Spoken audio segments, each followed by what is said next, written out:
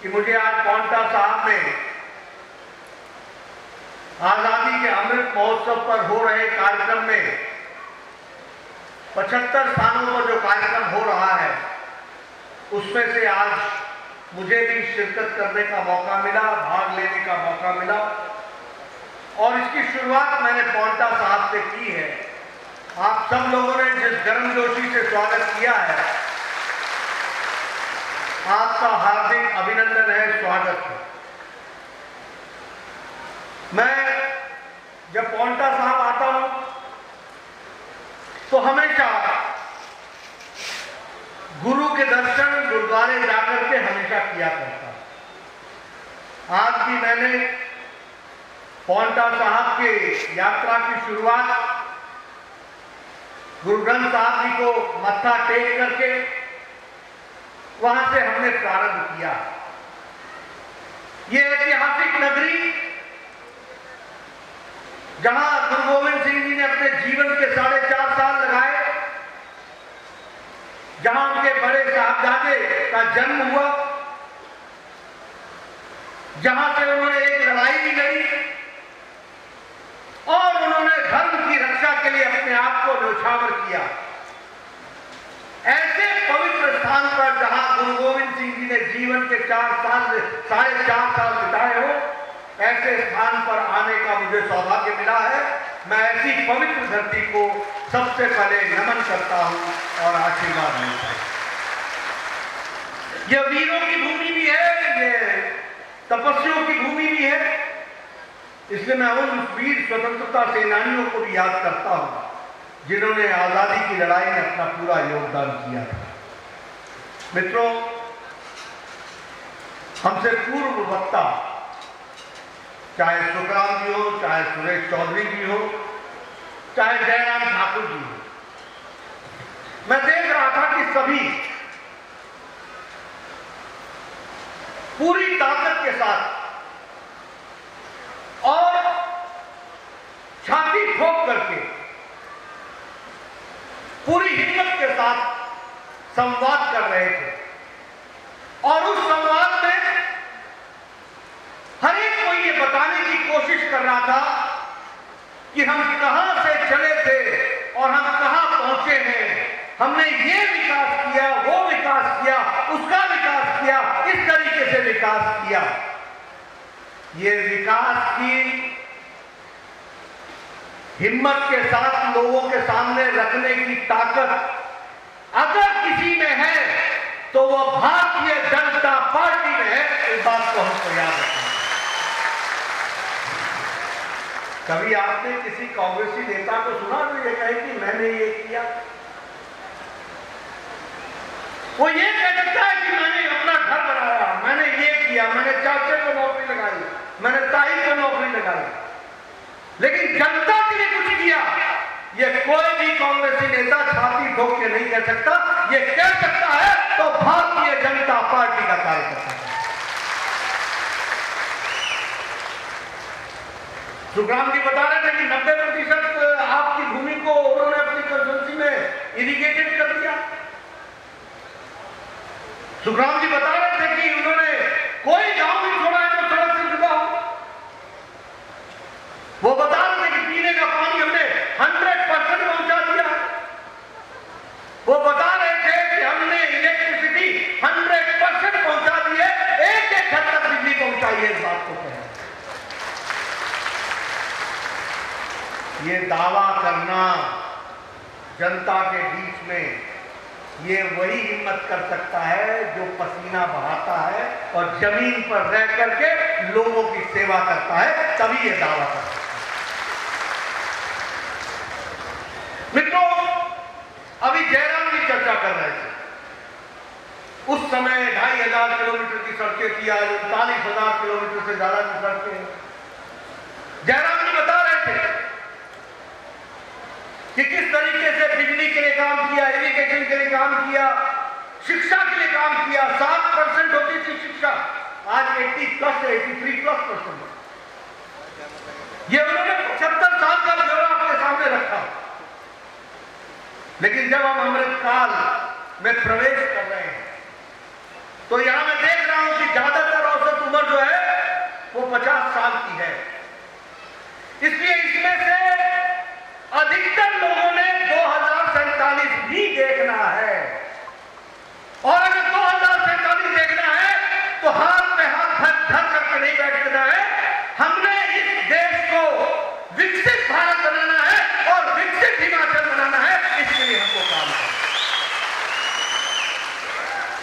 हमको आत्मनिर्भर भारत बनाना है, हमको आत्मनिर्भर हिमाचल बनाना है। अगर हिमाचल आत्मनिर्भर बनेगा तो देश आत्मनिर्भर बनेगा, हमारा योगदान होगा। और इसीलिए जब अमृत काल में अमृत महोत्सव हम मना रहे हैं तो जो पीछे हमने किया उसके लिए सबका धन्यवाद, लेकिन आगे संकल्प लेकर के चलेंगे और विकसित हिमाचल बनाने में कोई कसर नहीं छोड़ेंगे। इस बात का आपको संकल्प है। मित्रों, अभी 15 अगस्त को लाल किले की प्राचीर से प्रधानमंत्री जी ने 5 प्रण की बात कही। उस 5 प्रण को आपको ध्यान रखना चाहिए। एक है विकसित भारत, दूसरा गुलामी का कोई अंश हमारे बीच में न रह जाए। गुलामी का अंश कोई पेन खरीद करके रख लेने से नहीं होता, गुलामी का अंश कोई विदेशी कपड़ा पहन लेने से सिर्फ नहीं होता। गुलामी का अंश मानसिकता में होता है। जब हमको भारत से अच्छा कोई दूसरी भूमि दिखती है कि यह गुलामी का अंश होता है, हमने तय करना है कि सर्वोच्च होगा तो भारत होगा, सर्वोच्च होगा तो हिमाचल होगा। इस बात के लिए हमको काम करना है।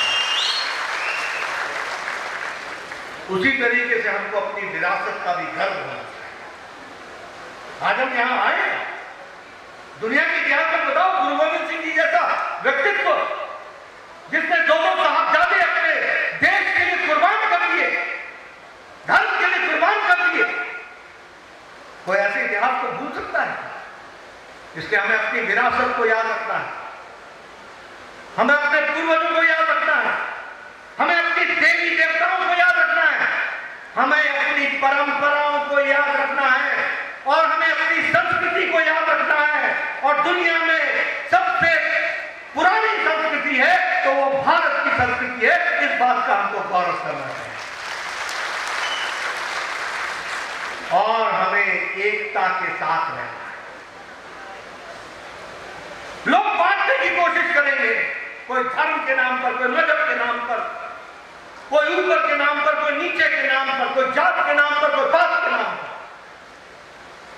यह षड्यंत्र है देश को कमजोर करने का, यह षड्यंत्र है प्रदेश को कमजोर करने का। हमने सबने भाई भाई बनकर के मिलकर के चलना है, एकता रखनी है। लक्ष्य 2047 विकसित भारत, और उसके लिए एकता के साथ हमको आगे बढ़ना। और साथ ही साथ हमने अधिकारों की बात तो बहुत कर ली, अब कुछ जिम्मेवारियों की बात भी करना हम सीखें। ये ठीक है सत्याग्रह करना, विदेशियों से लड़ रहे थे, महात्मा गांधी ने सिखाया, सत्याग्रह लेकर के हम चले और सत्याग्रह में हमको सफलता मिली। लेकिन अब सत्याग्रह अपने से सत्य की आग्रह करना है। हम कहां खड़े हैं, हमारी क्या जिम्मेवारी है, हमें कैसे पूरा करना है, इस सारी चीजों को आगे बढ़ाने का हमको काम करना है। मित्रों, आप बताइए, देश आगे बढ़ रहा है कि नहीं बढ़ रहा है? बढ़ रहा है कि नहीं बढ़ रहा? मोदी जी के नेतृत्व में आगे बढ़ रहा है कि नहीं बढ़ रहा? मित्रों, एक बात को समझो, आज भारत बदल गया। आज आप समझ सकते हैं, ये किसान किसान किसान आंदोलन की बात करते हैं। जितना काम नरेंद्र मोदी जी की सरकार ने किसानों के लिए किया, किसी भी सरकार ने वो काम नहीं किया। और आपको जान करके खुशी होगी कि एग्रीकल्चर का बजट, कृषि का बजट 4 गुना बढ़ा है, 4 गुना बढ़ा है। 2014 में जहां ये 33,000 करोड़ रुपए था, आज ये 1,33,000 करोड़ रुपए है। 1,33,000 सालाना बजट। और अगर मैं बात करूं 2007 से 14 का, तो 1,40,000 करोड़ रुपए की बढ़ोतरी थी। आज वो 6 करोड़ 11 लाख की बढ़ोतरी हुई। यह आज एग्रीकल्चर की स्थिति है। जिस बात को हमारे सुखराम जी कह रहे थे, प्रधानमंत्री सिंचाई योजना के तहत 93,000 करोड़ रुपए खर्च हो गए। 93,000 करोड़ रुपए, 93,000 करोड़। प्रधानमंत्री फसल बीमा योजना में लगभग 1.2 लाख लोगों का सेटलमेंट हो गया है किसानों का। अगर हम बात करें डिफेंस एक्सपोर्ट्स की, हम लोग पहले डिफेंस का सामान आयात करते थे, अब हम निर्यात करते हैं। निर्यात करते थे, इंपोर्ट करते थे, अब हम एक्सपोर्ट कर रहे हैं। और हमारा एक्सपोर्ट कितना पहुंचा? हमारा एक्सपोर्ट पहुंचा है 6 गुना ज्यादा। 1520 करोड़ रुपए हम एक्सपोर्ट करते थे, आज हम 8435 करोड़ रुपए एक्सपोर्ट कर रहे हैं। ये बदलता भारत है, ये दिखता हुआ बदलता भारत है। और मित्रों, मैं पूर्व में स्वास्थ्य मंत्री रहा हूं, अपने प्रदेश का भी स्वास्थ्य मंत्री रहा। दवा, पोलियो की दवा, जापानी बुखार की दवा, ट्यूबरक्लोसिस की दवा, पोलियो की दवा इस देश में पहुंचने में 25 से 28 साल लगे। और सबसे बड़ी बात यह है कि जापानी बुखार, जापानीज इंसेफेलाइटिस की दवा 100 साल बाद भारत पहुंची। लेकिन प्रधानमंत्री मोदी जी ने, हम सब जानते हैं कि कोरोना 2020 की जनवरी में पहला केस आया था, अप्रैल में उन्होंने टास्क फोर्स बैठाया था और 9 महीने के अंदर एक नहीं 2 वैक्सीन भारत को दी है। ये हमारा बदलता भारत है। कुछ नहीं, 2 वैक्सीन। और हमको ये भी ध्यान में रखना चाहिए कि आज हम 200 करोड़ डोज पार कर चुके हैं, सेकेंड डोज मिलाकर के। India is the largest and the fastest vaccination programme. Bharat का दुनिया का सबसे बड़ा कार्यक्रम हुआ है और सबसे तेज गति से कार्यक्रम हुआ है, तो वो वैक्सीनेशन का प्रोग्राम हुआ। इस बात को समझना। और मित्रों, आपको जान करके ये भी खुशी होगी कि लगभग 100 देशों को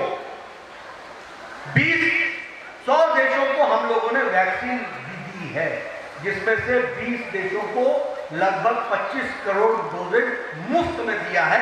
ये भी हमको ध्यान रखना है। यानी आज भारत लेने वाला भारत नहीं है, देने वाला भारत बन गया है। ये बदलती तस्वीर है, इसको हमको याद रखना है। और मित्रों, राजनीति के बारे में बहुत सी चर्चाएं होती है, मैं बहुत लोगों को सुनता हूं। लंबे समय एमएलए रहने का मौका मिला, 3-3 टर्म। पड़ोस के लोग आकर के कई बातें किसी को जलाने के लिए कहते, तेरा क्या किया, वो तो रही गया, ये तो रही गया, ये नहीं होना। उन्होंने सुना कि नहीं सुना? मित्रों, छोटी दृष्टि मत रखो, दूर दृष्टि रखो और पहचानो राजनेताओं के और कुर्सी पर बैठने पर सही लोग आने पर क्या अंतर पड़ता है। सही लोगों के आने पर यह अंतर पड़ता है कि जब जयराम ठाकुर मुख्यमंत्री की गद्दी पर बैठते हैं तो हिमाचल वैक्सीनेशन में नंबर 1 हो जाता है। इस बात को आपको समझना है।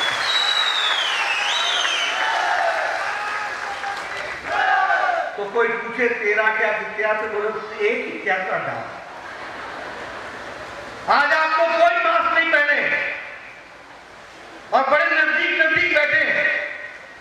यहां अमेरिका का जो बाइडेन भी मुंह में मास्क लगा के मिलते हैं और आप ये खुली हवा में रह रहे हैं। तो ये नरेंद्र मोदी जी ने आपको सुरक्षा कवच दिया है और जयराम जी ने आपको सुरक्षा कवच पहनाया है। इस बात को समझना चाहिए। ये है अंतर, ये है परिवर्तन, ये है सोच। आज मैं बोलता मेरा क्या दिखता है, ये सड़क ही नहीं दिखती भाई। ये जो सवेरे सवेरे स्कूटर लेकर के चल पड़ते हो, मेरे को मेरे इलाके में एक बस स्टैंड पे एक आदमी मिल गया। मैंने कहा यहाँ क्या कर रहे? कुछ नहीं, पान खाने आया था। मैंने कहा गांव तेरा उधर, पान खाने से इधर आया। बोला वो तो दिक्कत ही कोई नहीं थी, मारो 5 मिनट से बस स्टैंड। ये फर्क है, इसको समझो। कोई लोग बोल देते हैं मेरा क्या किया। अरे पहले बावड़ी में जाते थे नहाने के लिए, हाथ में बाल्टी लेकर के तेल और साबुन और कंधे पर तौलिया। देखा है मैंने हिमाचल का वो दृश्य भी। आजकल सब कोई बोलते हैं आया मैं 5 मिनट से, 5 मिनट में आया, बस ये बाथरूम किसने दिया भाई? ये पानी किसने पहुंचाया? ये पीने का पानी, ये जीवन का पानी, ये किसने पहुंचाया? इसलिए मित्रों, मैं कई बार जब इस तरह की बातचीतें होती है तो मैं हमेशा लोगों को कहता हूं कि छोटी दृष्टि मत रखो, नजदीक मत देखो, दूर तक देखो। और हमको तो 2047 तक देखना है, इस बात को हमको समझना चाहिए।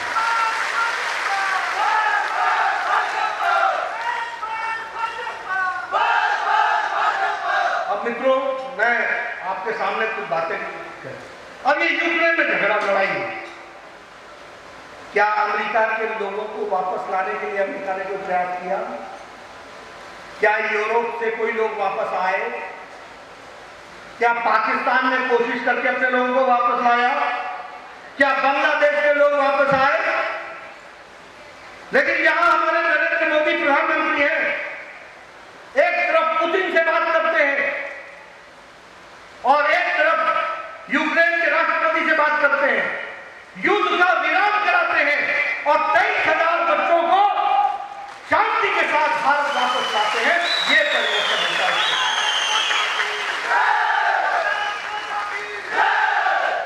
और तो और छोड़ो, दूसरे देश के भी लोग भारत का तिरंगा लेकर के वो भी निकलने का ये है तिरंगा, ये है आजादी का अमृत महोत्सव। इसको एंजॉय करो, इसको समझो, इसको जानो। आज मुद्रा योजना में लगभग 35 करोड़ लोगों को बेनिफिट मिला है। उसी तरीके से OBC class, other backward class, इसका आज दिन तक कमीशन नहीं मिला था।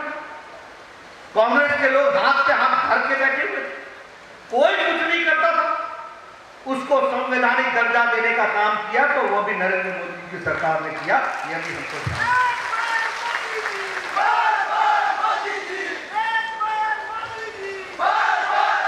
ये प्रधानमंत्री गति शक्ति योजना 100 लाख करोड़ रुपए खर्च होने वाले, 100 लाख करोड़। आप समझो, 100 लाख करोड़ का मतलब बदलते भारत की क्या तस्वीर होगी? आपका एक एमएलए छाती ठोक के बोलेगा, कोई नहीं बच्चा, 2 लेन का 4 लेन करेंगे, 4 लेन का 6 लेन करेंगे, पानी 24 घंटा पहुंचाएंगे, इंस्टीट्यूशन खोलेंगे, विकास के नए आयाम चलाएंगे, विकसित हिमाचल खड़ा करेंगे। ये कहने की ताकत नहीं है। और इसीलिए मैं आप सबसे निवेदन कर रहा हूं, अभी आयुष्मान भारत की बात हो रही थी।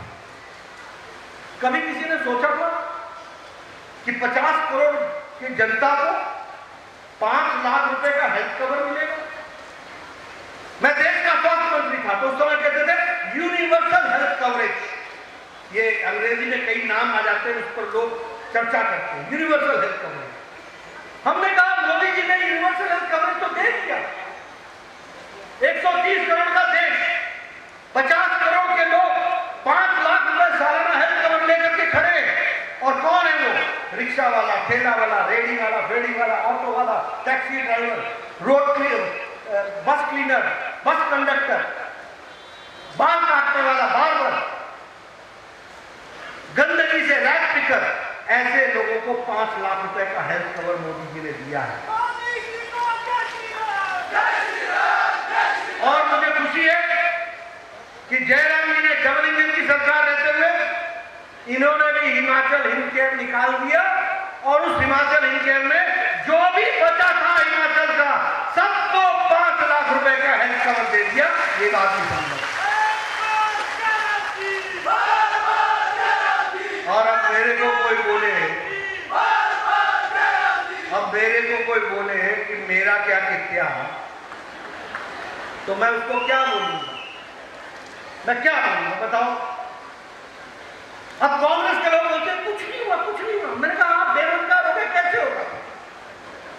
आपको लोगों ने बेरोजगार कर दिया। और मैं प्यासे को पानी के नजदीक तो ले जा सकता हूं, पानी नहीं पिला सकता। मैं किसी को आंखें तो दे सकता हूं, दृष्टि नहीं दे सकता। दृष्टि तो उसको रखनी हो, लेकिन ये परिवर्तन है जिसको हमको समझना चाहिए। आज जब हम यहां बात करने आए हैं मित्रों, तो एक बात और कहता हूं, गलत आदमी कुर्सी पर बैठ जाता है तो नुकसान हो जाता है, और सही आदमी बैठता है तो फायदा हो जाता है। ये भी समझ कर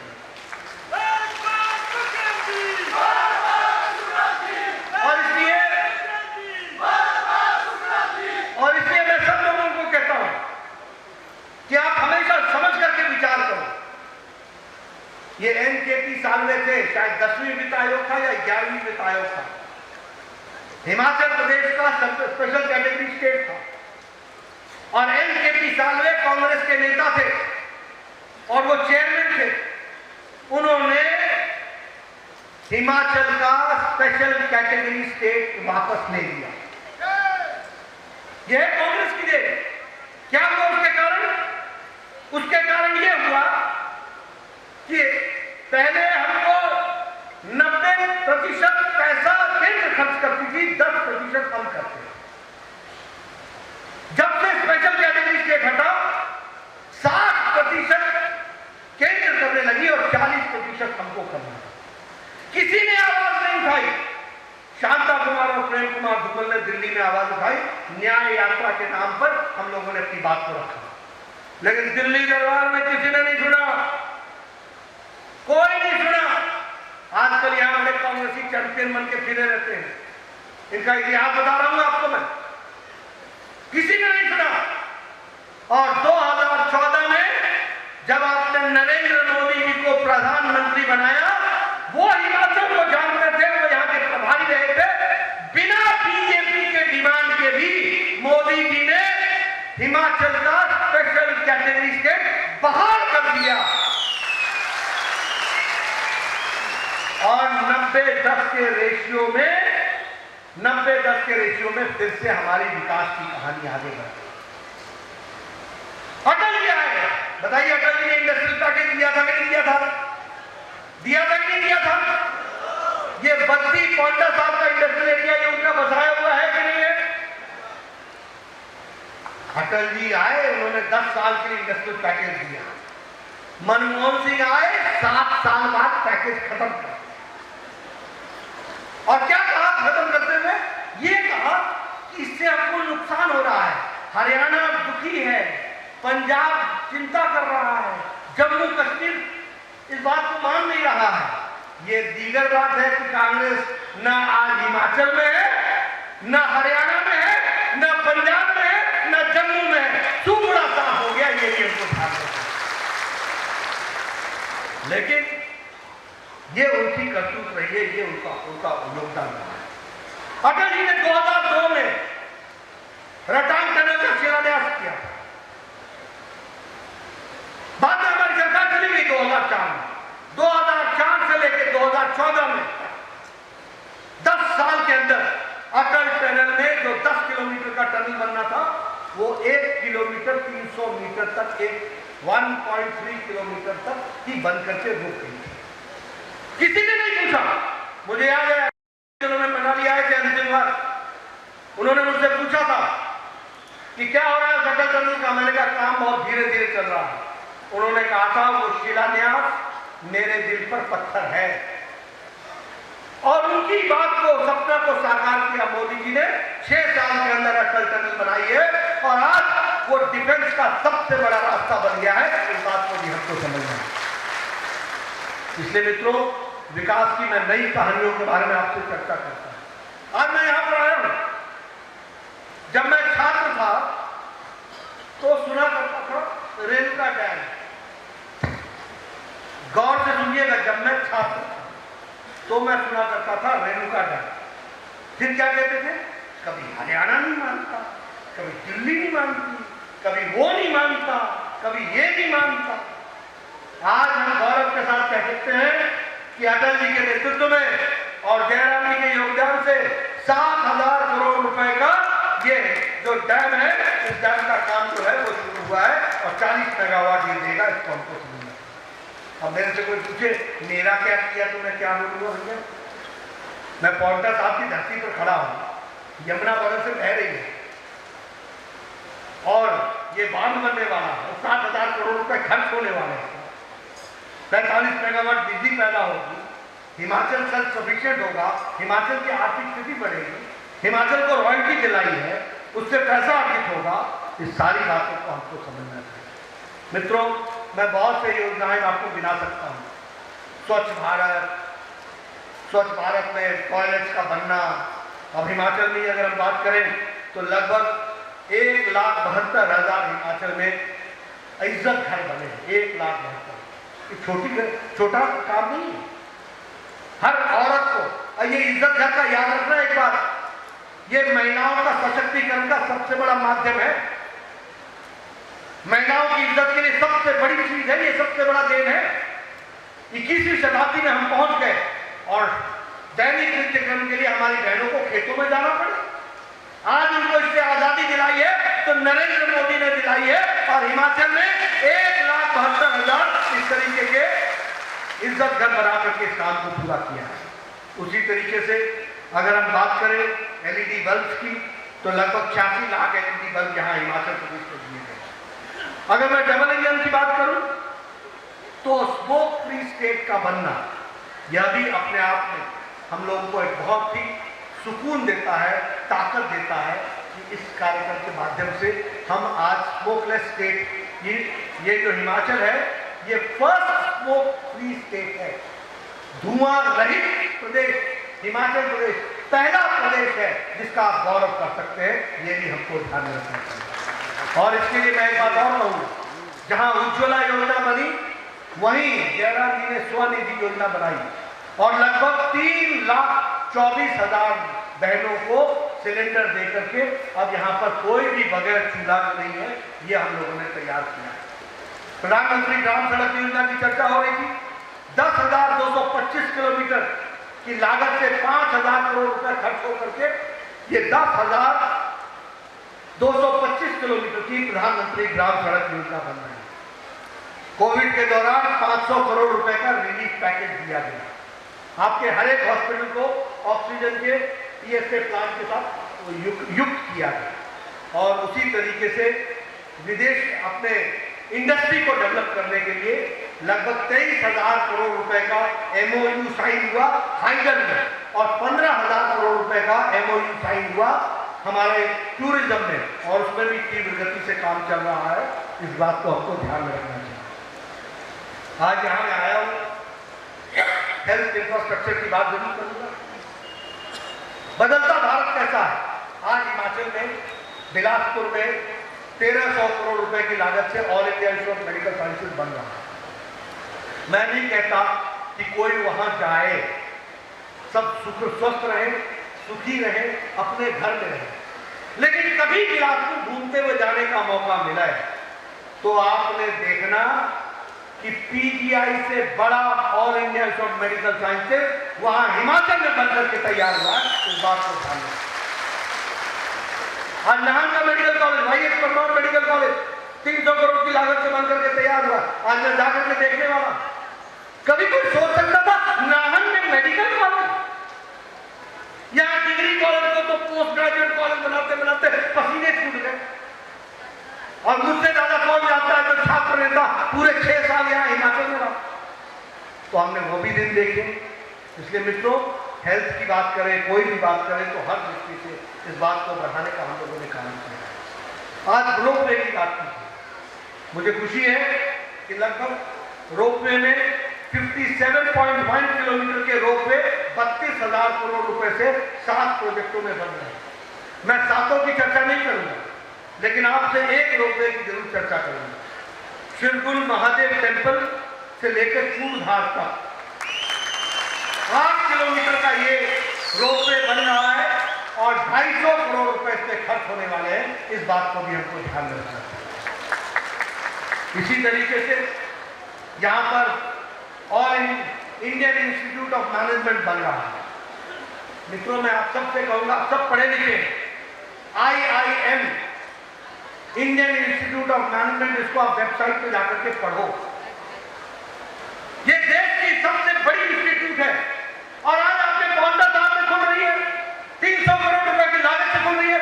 दुनिया भर के अच्छे बच्चे आएंगे और आपका बच्चा भी पढ़ करके अच्छा मैनेजमेंट का स्टूडेंट बनेगा। इस बात को हमको समझना है।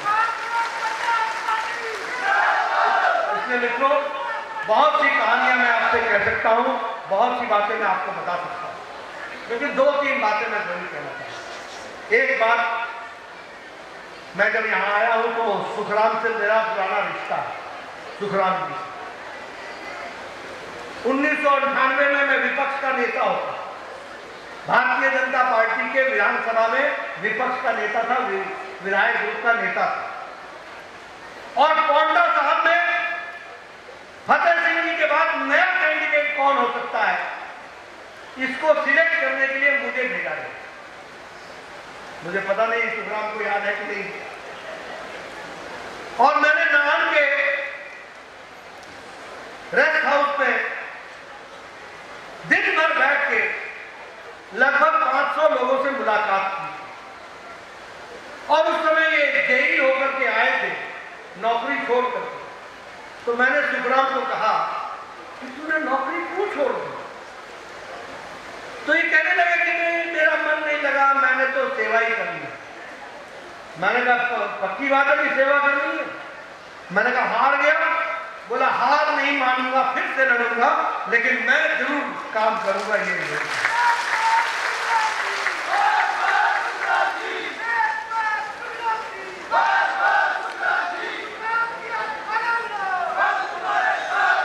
उस दिन हमारी मुलाकात हुई थी।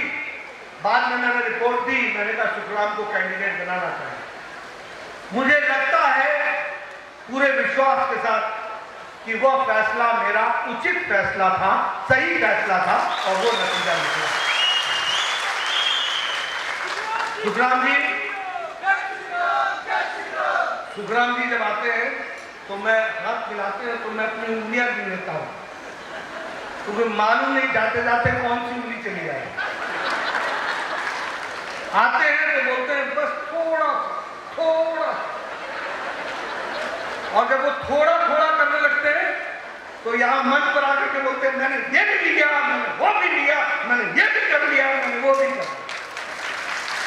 ये एक अच्छे प्रतिनिधि का काम होता है। इसलिए मैं सुखराम जी को बधाई देना चाहता हूं। और आप लोगों से मैं बोलना चाहता हूं, सिर्फ ताली मत पीटते रह जाना, ये भी करते रहना। समझे? समझ में आया? सिर्फ ताली मत पीटते रहना, ये भी दबाना। मित्रों, राजनीति में इशारे समझना बहुत जरूरी होता है।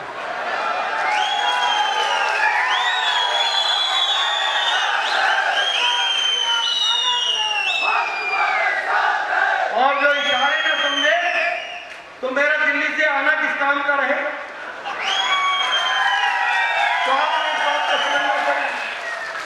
दूसरी बात मैं कहना चाहता हूं, इन्होंने दो बातें कही।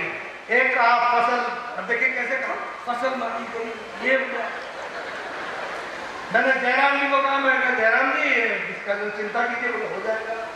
अब हो जाएगा तो वो बोल नहीं पाए, तो चलते चलते उन्होंने कहा आप बोलिए, तो हो जाएगा, इसका भी समाधान हो जाएगा।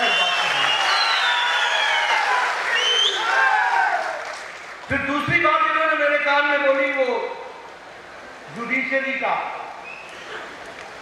यहां पर कोर्ट बैठाने का, कोर्ट ही बैठाना ना,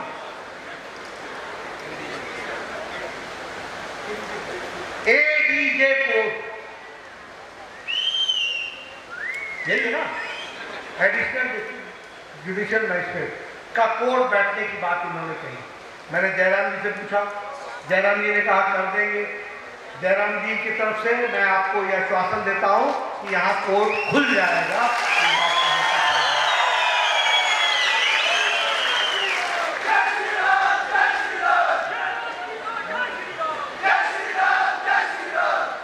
अब रही तीसरी बात, हाथी का ट्राइबल स्टेटस।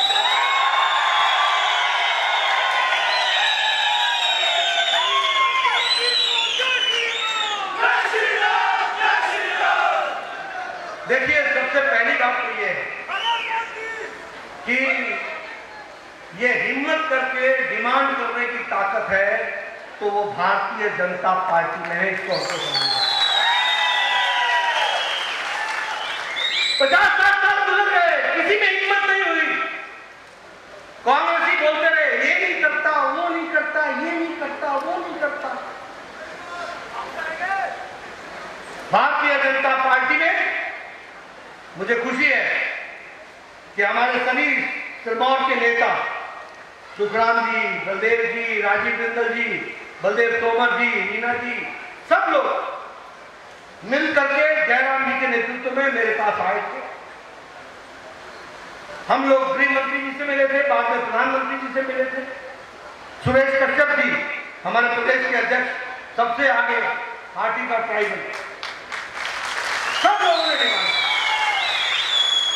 मैं आपको एक बात बताना चाहता हूं कि सरकार सकारात्मक तरीके से इस पर विचार कर रही है और जल्दी आपको निर्णय मिलेगा, इस बात का भी हम आपको विचार है।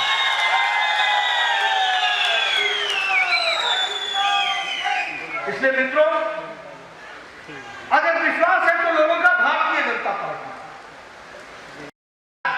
इस पावन अवसर पे मैं कांग्रेस के बारे में ज्यादा चर्चा नहीं करना चाहता, लेकिन दुख के साथ बोलना चाहता हूं कि क्या उन्होंने कमाया? बोफोर्स का स्कैंडल, 2G, 3G, 4G, जीजा जी, क्या कमाया उन्होंने?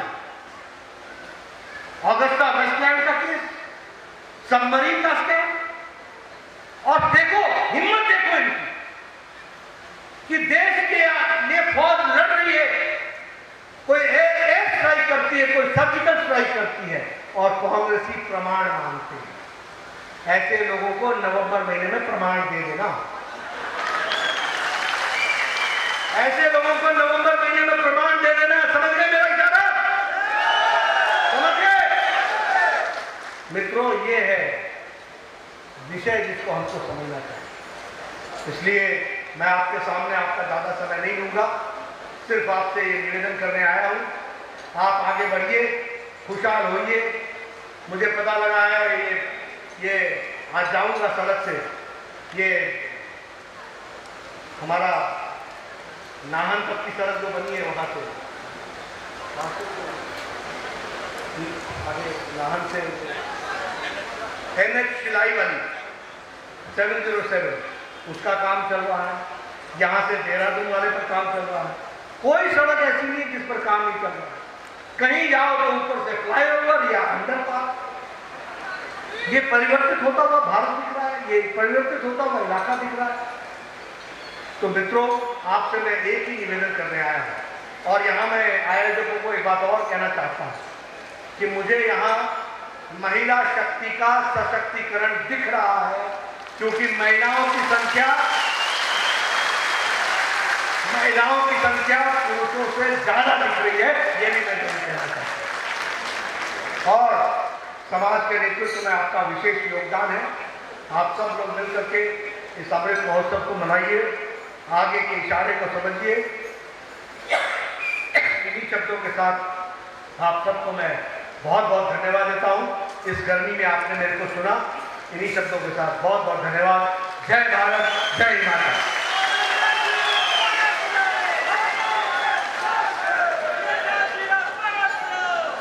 बहुत बहुत धन्यवाद महोदय, आपका बहुत बहुत आभार। एक बार जोरदार तालियां श्री जगत प्रकाश नड्डा जी के सम्मान में।